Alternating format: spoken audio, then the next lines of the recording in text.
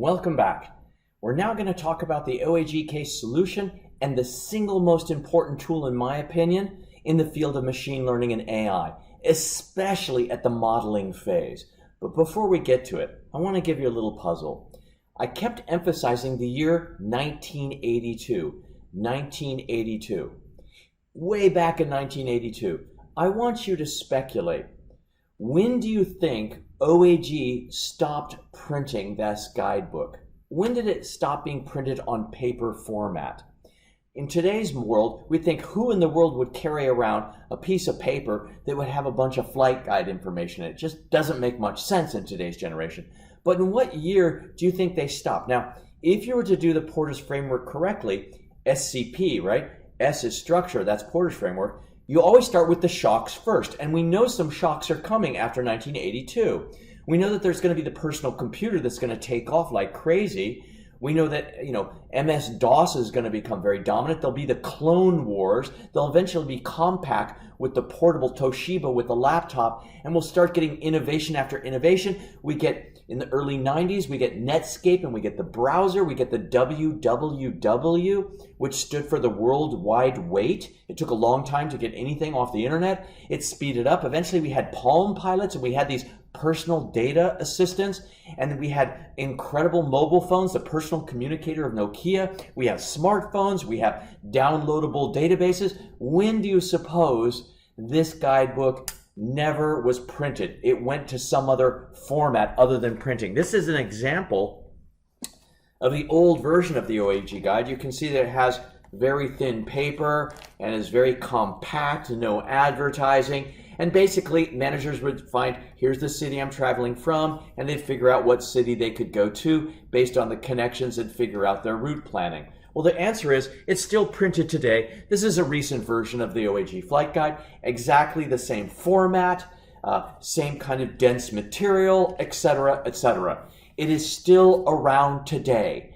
This case is an enigma. This product, in theory, should not exist. But it does. Why? If you don't have an explanation why a company or a product exists today at its profit margin, then you should not pursue options. That's why we have modeling. This is an enigma. This product should not exist. Now, I manipulated you. How did I manipulate you? I gave you a case description. Then I said, here's some deliverables. Go out and think about it a little bit. I manipulated you. You acted like a young consultant. You simply followed orders. Yeah, okay, yes, no, what's the sentence, what's the force? That was a diversion. Did you ever notice something about the numbers when you were doing the valuation? Did you notice the contribution margins of this product in excess of 70%? 70% that's crack cocaine. This thing is crack cocaine. How in the world does it exist? In theory, it shouldn't, and the guidebook is still available online. If you type in OAG Pocket Guide, you can buy the 12 monthly editions still today. This product shouldn't exist, but it's there. What's going on here? Well, there was the 6-week period. There was the presentation to the board. So, in row 1, on the left-hand side, you've got the management consulting firms, all laid out. 3-piece pinstripe Brooks Brothers suits with black wing-tip shoes. They're beautiful. And then you have the CEO. Behind the CEO, you've got the overhead, corporate counsel, marketing, productions and operations management, etc.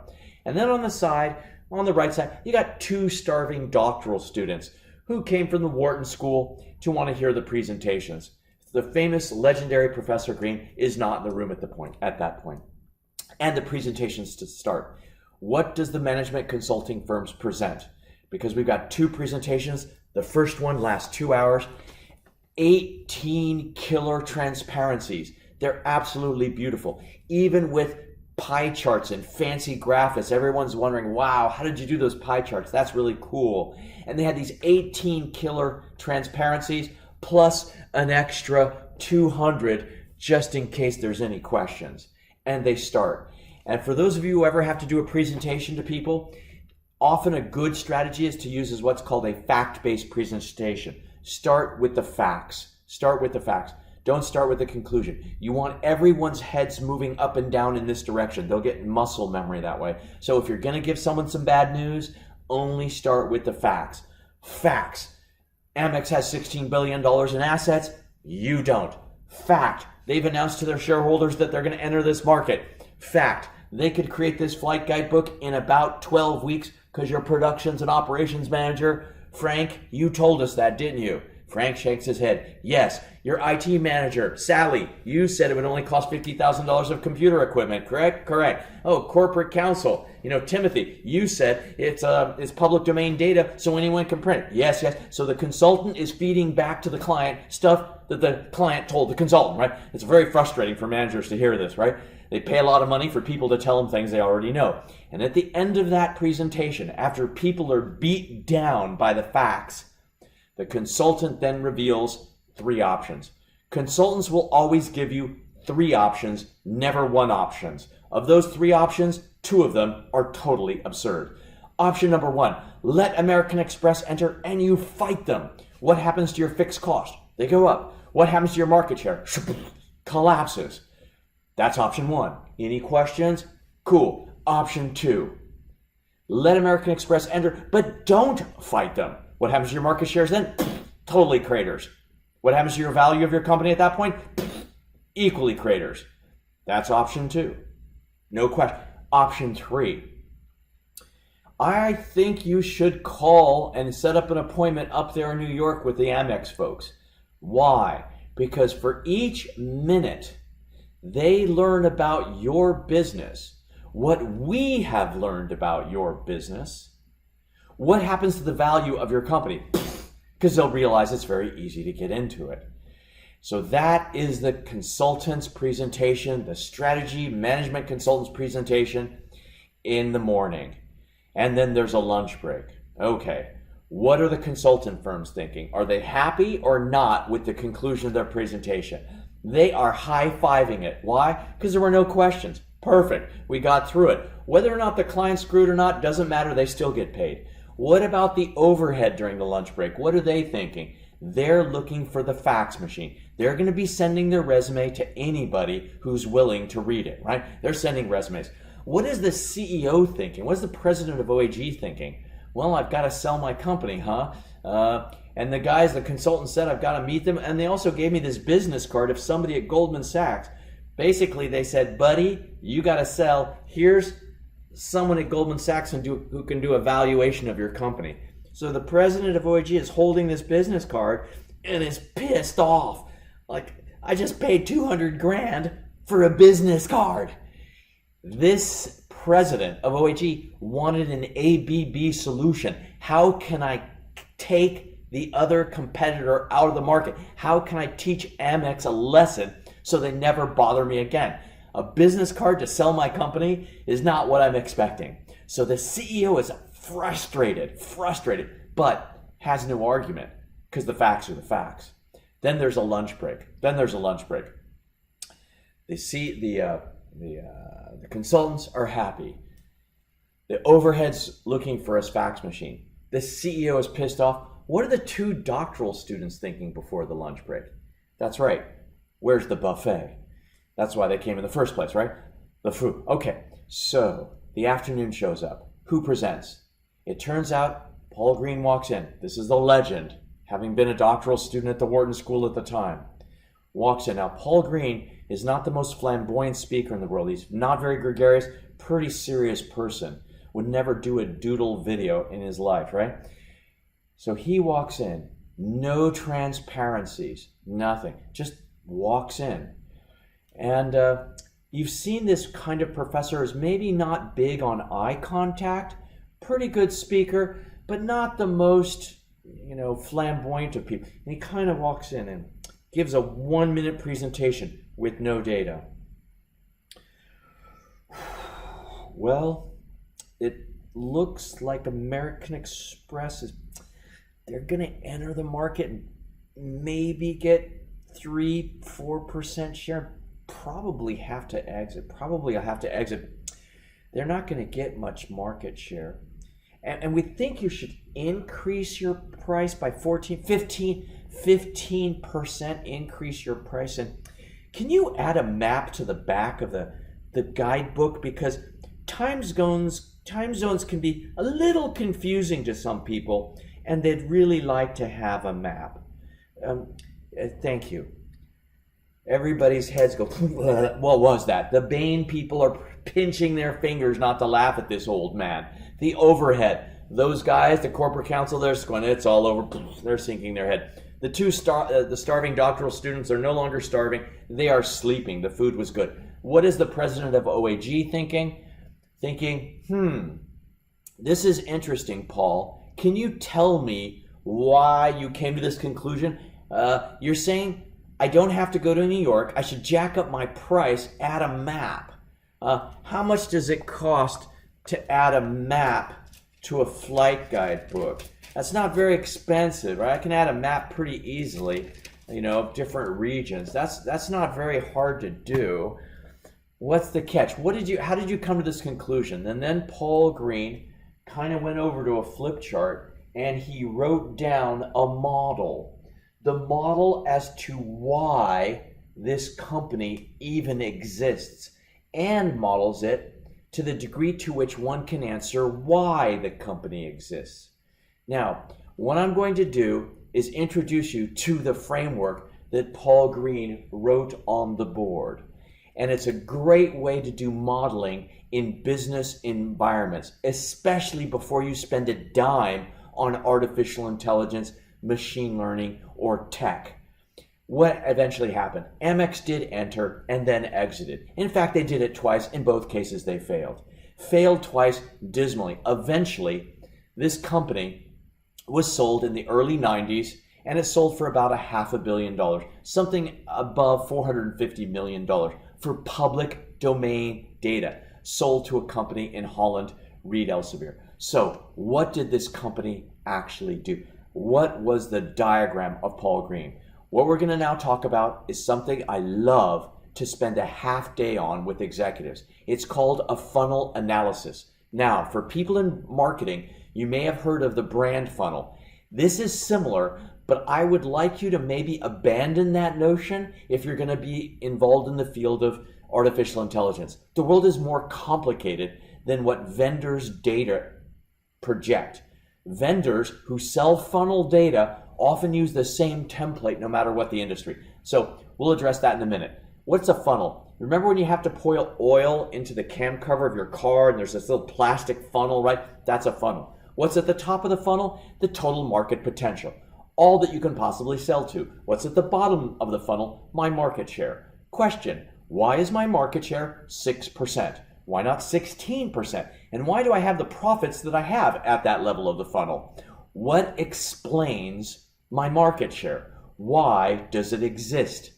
That's a causal model. Something happened to make that market share be that number. Question, what is it? Now, a lot of my colleagues would say, Phil, you are a charlatan. Why do you use this fancy word like funnel analysis? In economics, we've talked about this for 100 years. That's nothing more than a multiplicative demand curve. And I'll say, yep, I am a charlatan. That's exactly what it is. And then my finance professor friends will say things like, Phil, you are a charlatan. In finance, we've known about this forever. We talk about it and we say variance decomposition.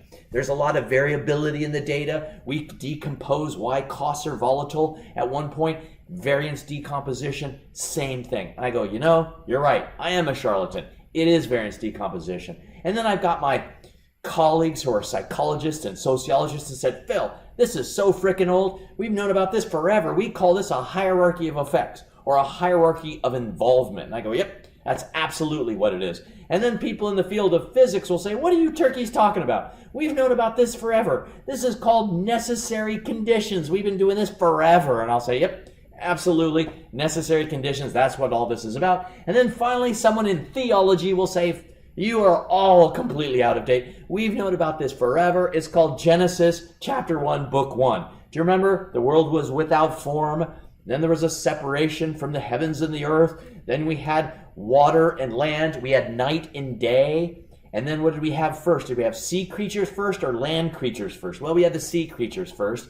Did we have plants on the land or did we have animals on the land first? Oh, we had the plants first, then we had the animals, then we had man, and best for last, women. Everything was a necessary condition for the next level. Had there never been the sun, there would have never been plants. Had there never been plants, there never would have been the animals. No animals, no man, no wife. Okay, so the basic story is everything has a sequence of necessary conditions. Now, for my friends in statistics, they'll talk about this as a Markov process. I'm in this state and I transition to another state, a world without plants to a world with plants, and then the plants to a world with both plants and animals. These are states and transitions to the different states. There's various types of chains this way. In the modeling phase, it's an absolute wonderful thing to do an exercise where you go into a room with a whiteboard and you draw the funnels of your industries. So let me introduce this to you right now. Basically, you want to know, why in the world are my market shares declining? When they decline, who typically gets blamed for that? Typically, it's the salespeople, right? If sales are going down, it must be the salespeople. If sales are going up and my market shares are going up, who gets credit for that? It's clear. It's always, without any doubt, it's always the CEO. CEO gets credit for this. Now, you're smart people. You realize it could be neither of those. It could be both of those. This is a question of attribution. What caused what? If we can't attribute it to somebody or something, how do we decide which policy to pursue? Give a bonus to a CEO or maybe fire the salespeople? What do we do, right? So if you can understand why something is happening, then you can actually do something about it, perhaps. So to do a funnel analysis, and this is what Paul Green did on the whiteboard, you simply need to go through 4 steps. And these 4 steps are fairly simple to do, but most people just don't do it. They don't see that the data is right in front of their eyes in many cases. So we define a consumer or buyer hierarchy. I use the word buyer because in business to business, and we'll talk about that in a minute, the funnels are often oriented from one business to another. So a business to business funnel. So it's not a consumer hierarchy, it's more of a buyer hierarchy. Then what do? We label the relationships within that hierarchy. We then hire a couple of inexpensive doctoral students, we make a few phone calls, maybe we post something on Amazon MTurk if we want to do consumer-oriented research. And then finally, we diagnose it. It's that simple. All right, so as you can tell in my teaching style, I'm someone who absolutely never exaggerates ever, like never ever. But for the moment, let me exaggerate just a little bit. Let's assume there's 2 types of funnels, low involvement and high involvement funnels. Let's just assume there's those 2 types. And we're going to analyze those 2 types. What is a low involvement funnel? A low involvement funnel typically doesn't have that many boxes and arrows, maybe only a few. Many people associate this with certain types of behavior. When my son Paul was really small, he was like 4 years old or so, 3 years old, we'd put his legs through the shopping cart, right? We'd be pushing him along the grocery store. He'd see something purple, something cool. He would grab it and throw it in the shopping cart. Okay, that is a low involvement purchase. He becomes aware and he acts.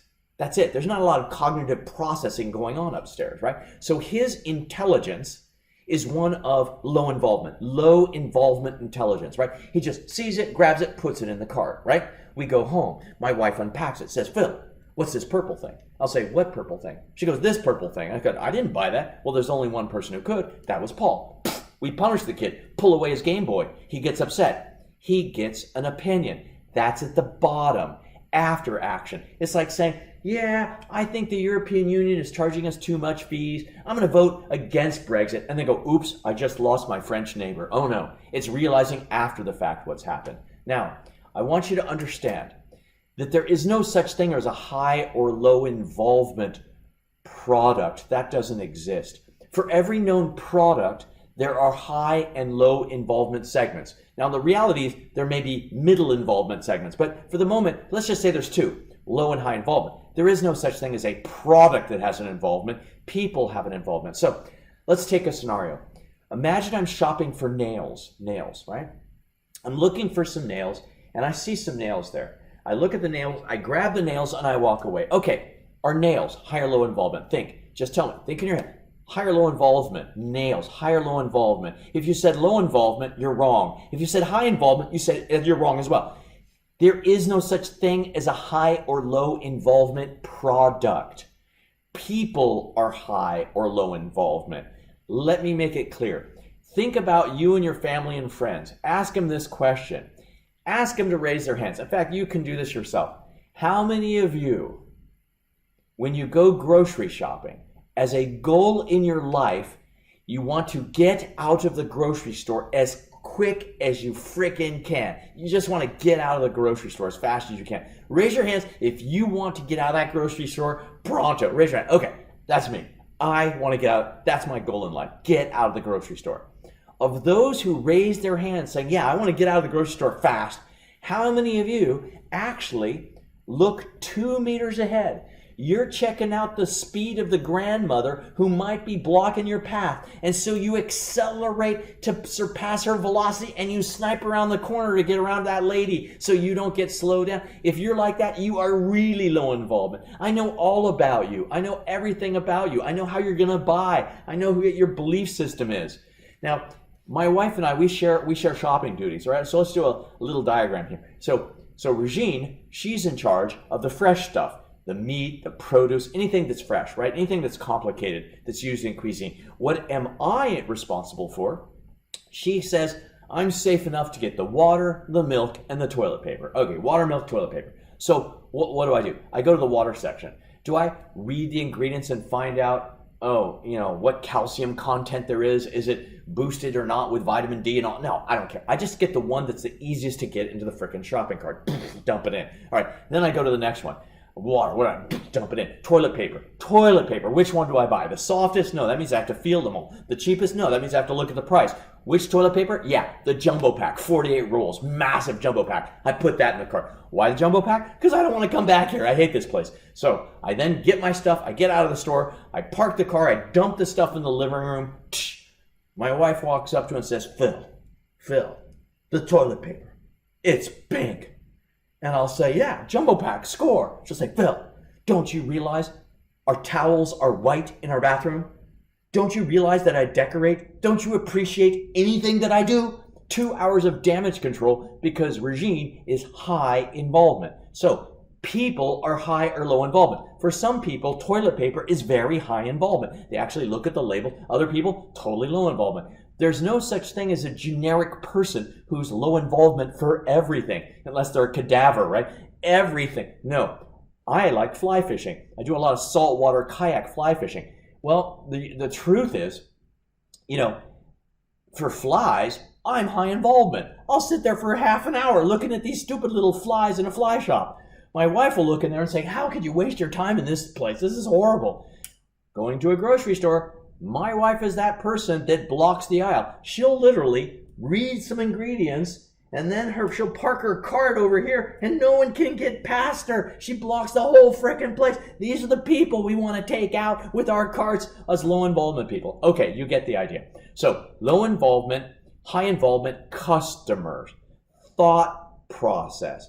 If I'm doing artificial intelligence of humans, and I want them to react in a consumer-oriented way, these agents, then they would have to be modeled to have certain levels of involvement. That's a kind of interesting idea. All right, let's go to high involvement. Now, just think about, for example, the situation of Mercedes-Benz. If you ask a group of 30 people, hey, who knows Mercedes-Benz? 100%. They all know Mercedes-Benz. Okay, great. How many of you are interested enough in Mercedes-Benz where you notice new models of cars coming out? Let's say that's 60%. So it goes from 100%, we all heard of Mercedes, poof, down to 60. That's a funnel. It kind of funnels down. Okay. Of those of you who are interested enough in Mercedes-Benz, how many of you actually intend to buy a Mercedes-Benz one day in the next 5 years or so? And that goes from 60%, let's say, down to 20%. They intend to buy it. I'll say, great, that's wonderful. Now, of those 20%, some of them are going to come to a dealership. That makes sense. So the first customer walks into the dealership of those 20 people, right? And you say, what model car would you like? And they're going to think about it, and they're going to say, SL.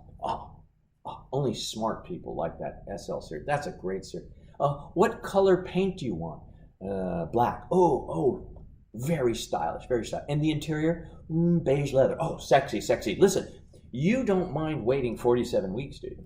47 weeks is okay with you, isn't it? Some people will say, no, that's too slow. And the market share actually goes to only 5%. So 160, 25. It funnels down. Question, what should Mercedes do about it? So that is the chain of events going to happen that the customer has to go through. Now, some consulting firms will call this the customer decision journey. This is maybe appropriate if it's a single person who controls the entire process. In most applications of artificial intelligence, in complex systems, it's rarely one agent that does everything. But for the moment of Mercedes-Benz, it's an individual who goes through that process. And some people will call that the customer decision journey. Fair enough. Now, let's look at the next phase. We've got the funnel and we've got some data. Now what we need to do is figure out the weapons we can use to affect that funnel. So now I'm a business person. Should Mercedes-Benz advertise more? Should they advertise more? Probably not, because everyone's aware of it. What their problem is, 20% want to buy. They intend to buy a Mercedes-Benz, but only 5% actually do. That's a drop-off of 75%. That's an extremely low conversion rate. In the world of digital marketing, they will talk about conversions, click conversions. If you have a lot of campaigns but nobody clicks on your banner, that's a low conversion rate. So right there we see that conversion rate's going down. So by advertising more? No, that's the wrong thing to invest in. If I want to have a good application to AI, AI is a weapon. It's a weapon on the fixed cost structure of a company. That's what AI is. Can AI help me solve this funnel problem? Yeah, just-in-time delivery system. I can simply have very, very lean manufacturing system. That's cool, but if I can't get the product to the people, that's not good. So I need forecasting models of inventory control, inventory management, just-in-time delivery, etc. Those would be the algorithms that would be possibly cool in this situation. If my objective, however, was not to raise it from 5 to 6%, which is a 20% growth rate. If I went from 5% to 6% in 1 year of market share, that's 20% growth. That's pretty good. But what if the objective of the firm, is not to go to 6%, but to go something close to 25 or 30%? Well, that's different. That means the conversion between people interested in intending to buy, that has to change. That has to go up. What can I use there? Well, maybe we can use a supervised machine learning tool called conjoint analysis that you'll hear about a little bit later in the lecture series. Conjoint analysis to help me design a product that make people want to more purchase what I have to offer. So in essence, the type of tool you're going to use really depends on what kind of funnel we're actually managing. So what I'd like to do is share with you a couple of funnels. Right now, I doubt you're thinking this is relevant to OAG. I mean, you're thinking, what does this have to do with OAG? And we'll get to that in a minute. But for the moment, let's just bear with me. Let me talk about a couple of funnels. My absolute favorite one to actually show people is a funnel of a company for which I was not allowed to reveal who they are. Now I can reveal the funnel, but it was at a time where I like to disguise it, and I said it was for a brake pad manufacturing company, a company that makes brake pads. Now, the way we typically start a funnel analysis is we don't start with awareness, interest, intention. A lot of marketing people do it that way, and that's called a brand funnel. In a B2B situation, who buys brake pads? Well, that's an automobile manufacturer. They buy brake pads. Okay, fair enough. But what are they buying the brake pads for? They're doing it because they want their cars to be safe. But are they willing to pay anything for brake pads? No. They want a good value and they want them to be reliable. Okay, let's call that the pain point. Most funnel analysis, at the very top, you start with the problem of the buyer. Again, this is a very customer-centric way of looking at a model, right? You start with what the customer's problem is.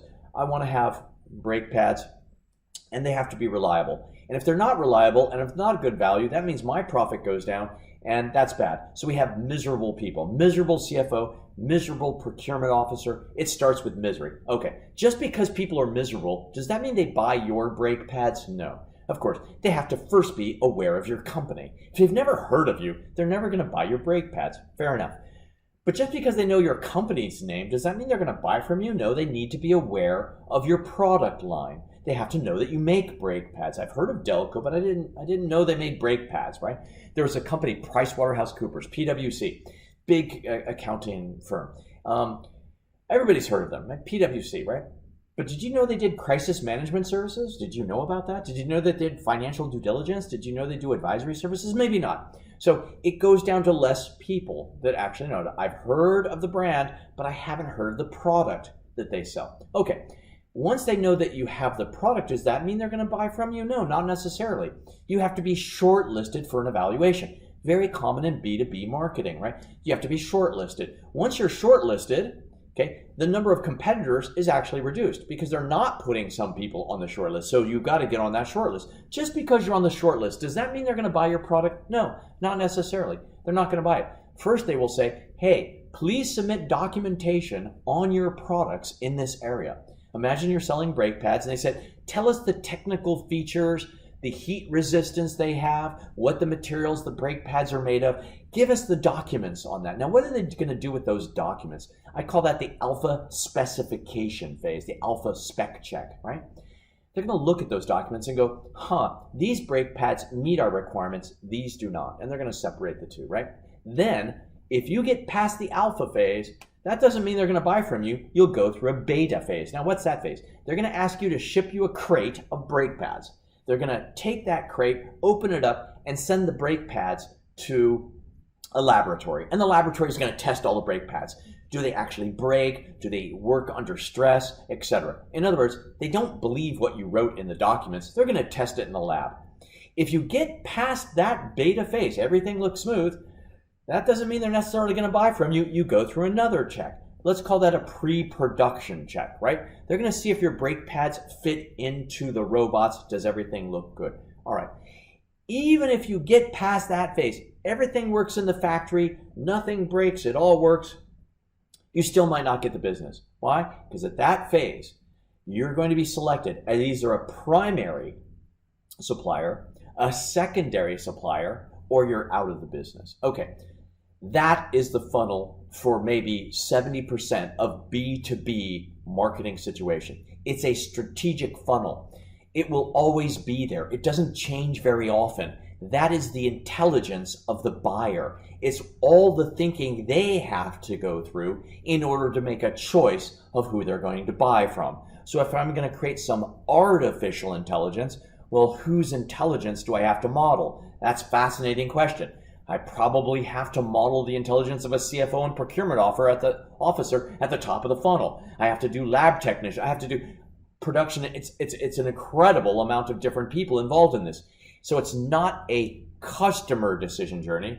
It's more like an organism decision journey. How does this firm acquire a brake pad? It's rather complicated. This is a high involvement funnel. It's not an impulse purchase. These are people who are really thinking it over, right? They're going through it step by step. Okay, so we've got the funnel. Then what do? We go out and collect data. We collect data, make a few phone calls, and find out what percent of people who have the original problem ultimately have our market share. So I like to ask executives to start at the very top. Put 100 at the top as an index, 100, and put at the bottom your share of the market of the people who have that problem. Let's say it's 2%. Okay, and then you fill in the numbers in between. So what percent of the people know my company? Let's say it's 100%. How many know my product line? And you could say, well, let's say that's 100%. What percent do I get on the short list? 2, alpha, 2, beta, 2, pre-production, 2, primary, 2, 2, all the way down to primary. Question, what do you think about this company?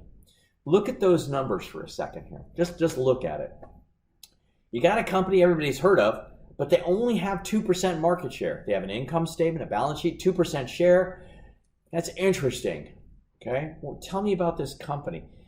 Look at this company. 2% at shortlist. Do you like this company or do you think this is a dud? What do you think about this company? Think like a private equity investor. Is this a cream puff, sweet to eat? Do I want to acquire this firm? Or is it a lemon? It's sour. Once I buy it, it doesn't taste very good. Well, the answer is this is a cream puff. Why is this a cream puff? Because Each time they get on the short list, they're a freaking monopolist. This is a killer company. I love this company. I want to buy this company. Why? Because the next phase in the funnel analysis is I put up my fixed cost structure. I put up the fixed cost structure and I look at them. I look at the fixed cost structure and I say to myself, what are the weapons that I would need to use to actually change this funnel? Probably events, hospitality suites, a little bakshish, promotion expenses. We want to keep this legal. Air Force One flights to meet the president, all that kind of cool stuff. How quickly can I implement that so we get on many shortlists? Pretty quickly, maybe within 1 quarter or 2 quarters. In other words, that variable is rather easy to fix. Do I need a fancy digital AI campaign for that? Probably not. Maybe I'll use some kind of algorithm to help me manage my click campaign. I'm not suggesting you go to multi-armed bandit methodologies, but for the sake of argument, just kind of think maybe we can do this a good old-fashioned way and just slap some backs and get the business going. No AI is needed to move this market share to a higher number. We've got to do this. Now, I've met many presidents of small companies and others that are in this boat. They are entrepreneurial ventures who, once they get 2%, they relax. If you have a chance to read a book called Startup Nation, it talks about a lot of cool Israeli companies. Basically, life on the Mediterranean coast is awesome in Tel Aviv. You party at night on the roof, you go downstairs, you make a company, go to the beach, party at night, and once you get enough revenue, you kind of just call it quits. That's pretty good. So acquire these little Israeli companies. They're awesome. Scale those things. If they ever have the ambition to scale because they don't want to go to the beach, you end up getting companies like Amdocs and Maktashim and a bunch of others who actually go global and become very, very big successes. So look for small firms that haven't scaled, in essence, and where the scaling factor is really cheap to do. Okay, enough strategy. I want you to forget that company. Forget that company. It never existed. I'm going to erase that 2, right? Let's put 100 there. They're on the short list, right? So this is a completely different company. 100. 2, 2, 2, 2, 2. So Alpha is at 2. That's where the first 2 is. So what do you guys think about this company now? Now think about this. They're on every short list, but they never get chosen and they don't even get past the alpha. This is a bridesmaid who goes to a lot of weddings, but never gets married, never gets hooked up. Bridesmaid who's never a bride. In other words, it's like they go to every short list and they always lose. In the world of telecommunication, that used to be called Alcatel-Lucent. They would be constantly invited to bids and it would go to Huawei, Ericsson, or Nokia. They'd constantly lose, but they were there at the party because you needed to have somebody there in the competition. What does this company need? What weapons? They don't need a bunch of salespeople. What do these people need? What do these people need? They need R. You remember R&D? R. Basic research. They don't even meet the minimum specifications of the industry. R. Is R expensive? Very expensive. Very expensive. Is it highly uncertain? Very uncertain. This is a lemon. Don't buy a company that everyone knows sucks. That's kind of a bad idea. All right, I want you to forget that company. Here's a third company. Let's take that 2% off alpha, put it to 100%. This is a third company. Now they're at 2 at the beta phase. Basically, they get past the document phase, but in the laboratories, when they test the brake pads, everything falls apart. It just doesn't work. What weapon does this company need? This company needs something like quality assurance. They need to reduce the variance on their production. If they had metering systems that used optical recognition on defective parts that would eject now we got AI coming, and that's interesting. Maybe AI can help us that. AI could help us at the alpha phase too if we could better design our product. In other words, the AI part, again, comes in as a weapon. It is not the goal. The weapon then changes the funnel. So we might get involved in Six Sigma, minimize the variance so that way when it goes under lab conditions, it always passes the lab test. Wonderful. Now let's think of a fourth company here. Let's change that. Let's write off that 2% and put 100% for beta. Now it goes all the way through, but in the pre-production, when they go into the field and actually put the product in the robots, often in the telecom industry, this is called a pilot, where you shut down a cell tower and move traffic through it to see if a new electronic systems works. You are in the factory and it just doesn't work. What does this company need? Well, clearly it needs engineering. It needs better engineering. It needs someone who actually can figure out how these things fit in the robots. In other words, it's an engineering robotics problem. It's not necessarily a product design problem that we could use supervised machine learning for example. So different problem, different set of tools we might have to have. Now we go all the way to the bottom and we find out what? We find out that it's 100, 100, 100, it goes all the way down. This is the last company, 2. In other words, everything's cool. It works in the factory, it works beta, alpha, everything's cool, but we only get 2%. This is typically where procurement shows up. The price may not be right. Maybe we need to change our materials. Well, AI could help us maybe in helping us select cheaper materials. It could help us do algorithms to scrape the internet looking for better prices. Maybe we need to co-locate. Nothing to do with AI. We just move our factory near the other company to reduce transaction costs. In other words, every funnel has its own solution. If AI can't help you at one of those states, then maybe you shouldn't do AI. Just skip it. No need to do it. A lot of people freak out about, oh, I need an AI. No. You need a better sales force that simply has a better message. And you may need to have an auto-scripted system, a natural language generation system, so that the sales force know the key selling patterns for each customer they visit. But that's pretty low-end AI, not very sophisticated. You don't need to hire an expensive vendor for that kind of thing. It could be done quite easily. So the idea of funnel analysis is you find out the necessary conditions for a purchase to be made, and then you look at where you are in that funnel and the weapons you can use to actually affect that funnel. Let me give you another funnel story. Let me give you another one. This one involves the healthcare industry. It's one of my absolute favorite funnels to talk about. It was a project that was sponsored by a company called Mölnlycke, owned at that time by SCA, a large paper company. They had forestry up in Sweden. I met their team up in Gothenburg, Sweden, and we talked about a web bandage. It was a bandage used for third-degree burn patients, to patients.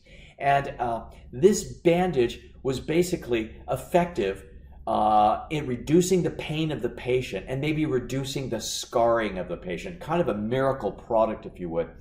And the idea was, why are our sales doing so badly? What can we do to improve the sales of this product? And at the time, we noticed something very peculiar, is that everyone seemed to like this product, but it was extremely expensive, so no one bought it. So I asked my students to go ahead and do a funnel analysis on this product. What was the funnel analysis they came up with?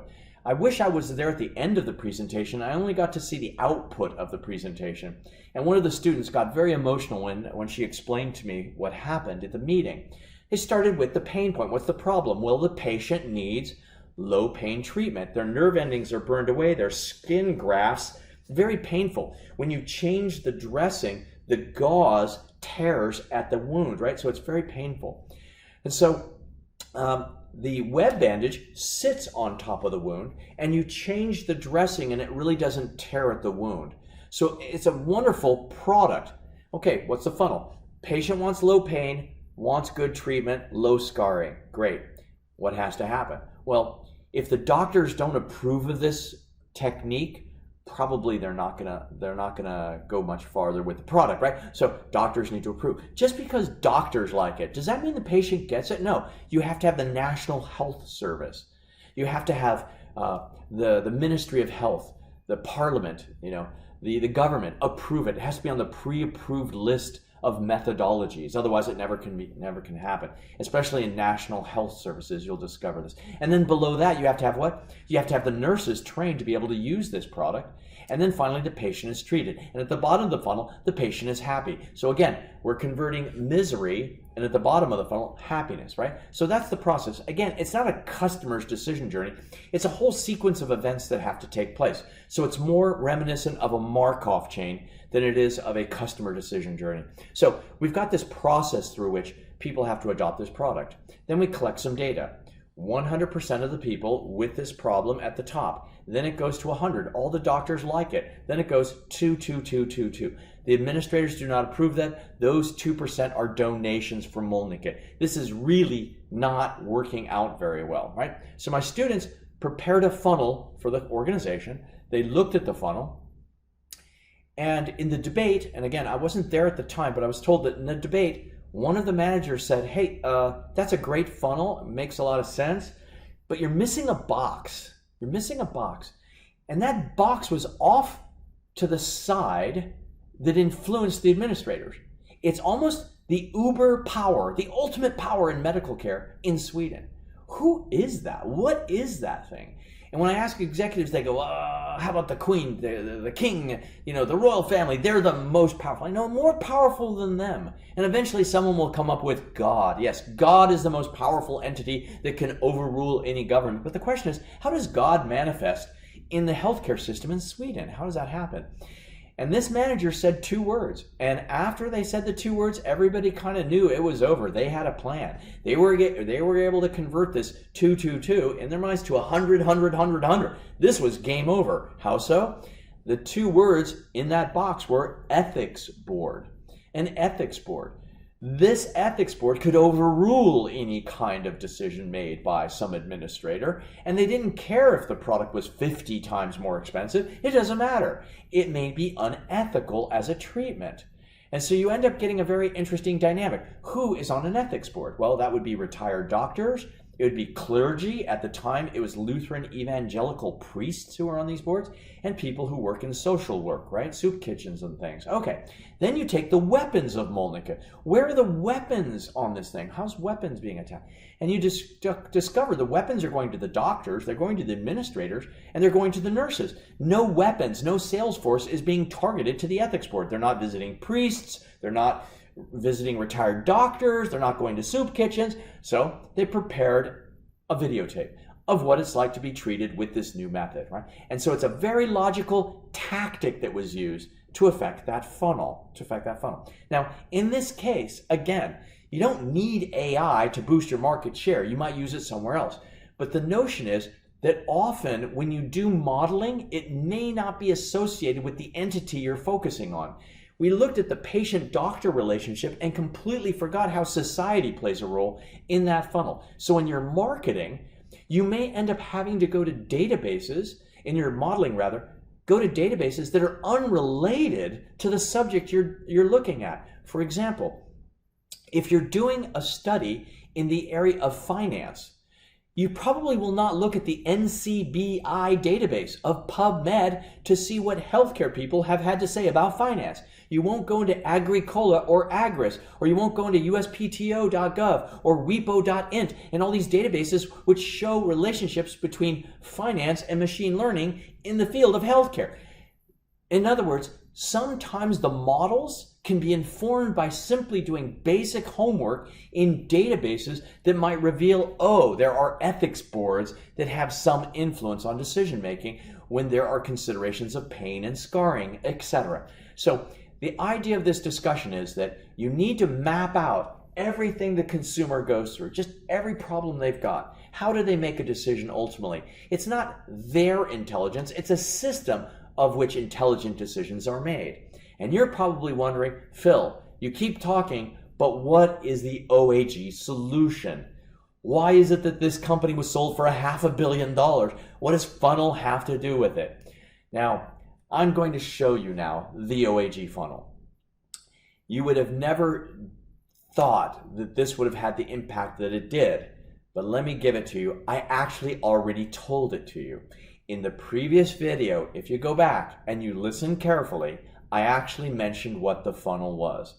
What's the pain point at the top? Manager stuck in Chicago. It's 2 a.m. in the morning.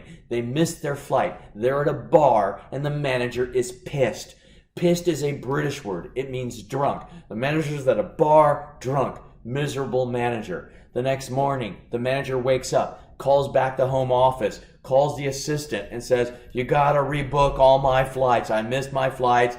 So everything's screwed up for the whole month. The assistant is pissed off. 2 pissed people. The more pissed people, the more money you can make out of a funnel. Great. Then, what does the personal assistant do? Complains to who? Complains to the travel agent. Travel agent, are they happy or pissed? They have to cancel all these flights, lose all the commission, rebook the flights to get the commission back, all that work, and they don't actually earn more money. They are pissed off. 3 pissed people. This is fantastic. So Paul Green's right.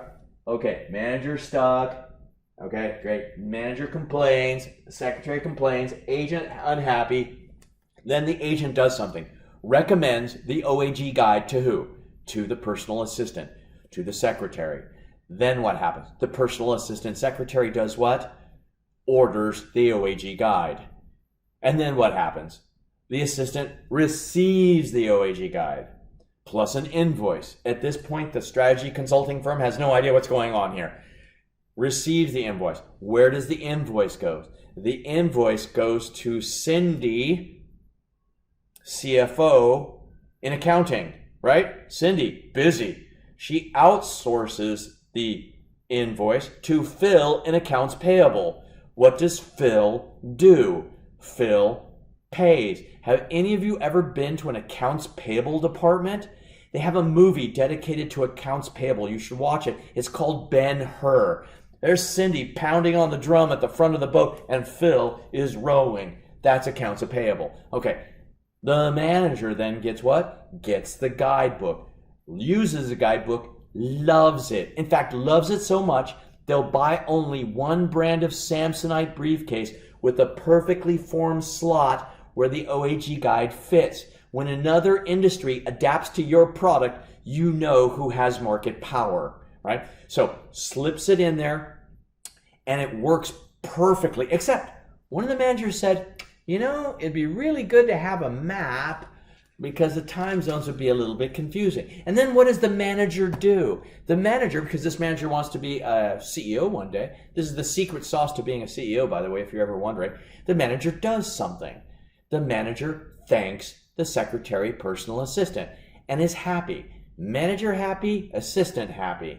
Then what does the assistant do? Calls up the travel agent and says, man, that OAG guide, that saved an entire year worth of hassle. It was amazing. What a great value. Thanks for the tip. Agent is happy. A year later, the personal assistant receives something, an invoice, a renewal invoice, and gets what? The invoice to finance, and then the guidebook again goes to the manager. And that is the funnel for OAG. Is that high involvement or low involvement? That's extremely high involvement. What are the switching costs? Think back to Porter's framework. For an organization to switch from an OAG guide to another guide, knowing you have this funnel. Well, let's do some survey research. Let's collect some data on the managers. Do you remember that perceptual mapping data, unsupervised machine learning? Let's find out what the manager's perceptions are of the price of this book. And you walk up to him and say, hey, how do you like the flight guidebook? Oh, love it, yeah. Listen, what do you pay for this thing anyway? And the manager says, oh, it's free. You're going, no, free. Yeah, it's free. When I got this job, it was already on my desk. You know, how many of you actually know the price you pay for the mobile phone service you have? Per minute, if it's paid for by your company, you don't know, but it's free, right? You're going, I don't know what it is. I didn't make the decision even, right? It's free, and you say, oh no, this book costs money. It costs money. And they go, really? And you go, yeah. Do you think it's higher or lower than so much money? How much do you think you're paying for this anyway? And they give me a number. And is that number higher or lower than the actual? It actually is higher than the number. So. Well, if they think it's more expensive than it really is, what do you do in that case? Well, maybe you should meet or exceed expectations. Maybe increase your price 15%. Will I lose any sales? No, I won't lose any sales. So we use perceptual unsupervised machine learning to forecast the elasticity of demand. There's a double kink in the demand curve. Straight up, I can go 15%, lose no sales, right? So I've been able to think, oh, maybe people aren't price sensitive. That's interesting. So you ask the manager, would you ever switch off of this guidebook? And they're like, God, I wouldn't even think about it. I don't even know where to start. No, I love this product. I wouldn't switch. Even for free, I wouldn't switch because I don't pay anyway for this product. Can't make the manager switch. Very hard to do. Okay, so we go to the assistant. We go to the personal assistant and say, hey, would you switch your manager off a book that they actually love? No way, because they want to keep their job. That's the first thing you do if you want to get fired, is switch the managers off things they like. Change their chair, change their office, do everything, throw their papers away. Bad idea. Okay, can't get the secretary or the assistant to switch the manager. Okay. Can we get Phil in accounts payable to switch the manager? No, that won't work. Can we get Cindy, the CFO? No, can't do that either. So we've got the travel agent. Who hates American Express more than anyone else on planet Earth? It's the travel agent. And when they hear that Amex is going to launch a flight guide, they're going to badmouth it as much as they possibly can. Don't trust that guide. It's not the official airline guide. I was in a McKinsey office in New York, and they had a travel agency down the hallway in the building, in the office, giving away the Amex guide. Still could not get people to use it. They were still loyal to OAG. Why are people still using the pocket version of OAG? Because many flights, especially the small regional ones, don't have Wi-Fi, or you're not allowed to have cellular service, or you'll be out of cellular range, or you don't have a battery and you can't recharge it, or. For the people who travel very, very extensively, they still need the OAG guide. However, the company did hit hard times. There was entry. Remember shocks occurring? Yeah, there were shocks that came in. Very, very ugly shocks that occurred.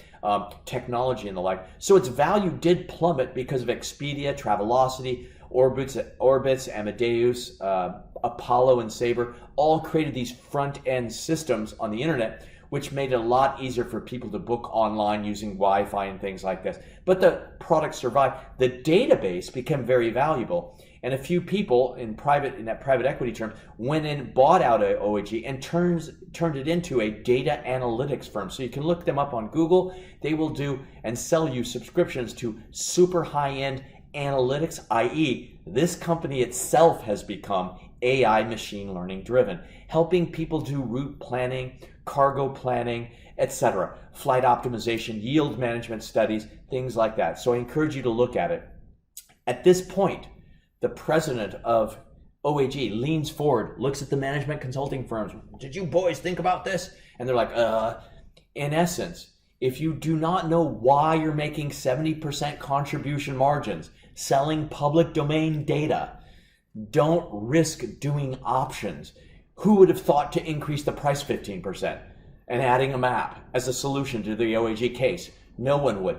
Only by decomposing, by modeling, having an understanding of that market, would you ever come to that conclusion. Now, the tools in supervised machine learning that can help us figure out the exact price, 15%, we'll talk about that in a later video. But you first do the modeling. These funnels can be extremely complicated. I worked on one with the World Bank where they wanted to alleviate female illiteracy, right? So at the bottom of the funnel, young girls in developing countries become literate, right? That was the idea, make young girls literate. What are the things above that funnel? It was actually very complicated. You had the culture needed to change, like opinion leaders on religion, etc., community leaders. Then you had the family, right? All the family decision making. And then over here, you had the Minister of Education, and everything that happened changed there. And we noticed something. For the smaller languages of the world, there were no textbooks. Why? Because there was no authors, there was no humans writing them. So I embarked on a AI mission to actually hit that box. So we used algorithms with the team of people at Icon Group International, and we started publishing local language textbooks, local language information sheets, etc., some of which was supported by the Bill and Melinda Gates Foundation, creating local language documentation in dialects that could be used by radio stations that could read weather reports to low literacy communities, encouraging young female education, distributing materials, working, for example, with one of the Rotary clubs to adopt a village, etc., and giving textbooks. Now, AI at that point wouldn't have made any sense a priori. Nobody realized that. But when you do the funnel, you see this, oh my gosh, there's a thing here. There's a lack of content. Can we use automation and algorithms to help fill that gap? So it's the funnel comes first, then the AI. You never start with the AI application and how can you sell it? That's almost never done, at least not profitably. Typically, 99% of artificial intelligence and machine learning applications are there to serve a purpose that can change a funnel somewhere, or can change a market somehow, or change a cost structure. Okay, so there you go. So this is the end of the modeling phase. My recommendation is don't invent a model, steal a model. Look out in the broad world to find somebody else's model first. Then have a few workshops doing these funnels, brainstormings, boxes to arrows, what causes what, and simply list all the why variables. What are the things we're trying to predict? And then brainstorm, what are all the X variables you can possibly have?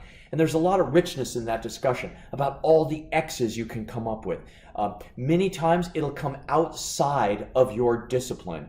You might discover things like weather, climate, geology, geography. All of these different things can come to bear on a problem that doesn't look like it's geographic to begin with.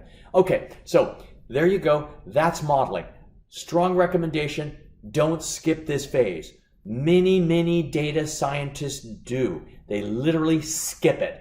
If you ask a data scientist, how do you make a movie script using AI? First thing they'll do is they say, let's use TensorFlow and do a neural network and have it read a bunch of scripts. No, go to Hollywood, read the book, Dummy's Guide to Writing a Script, and find the formulas that script writers use first.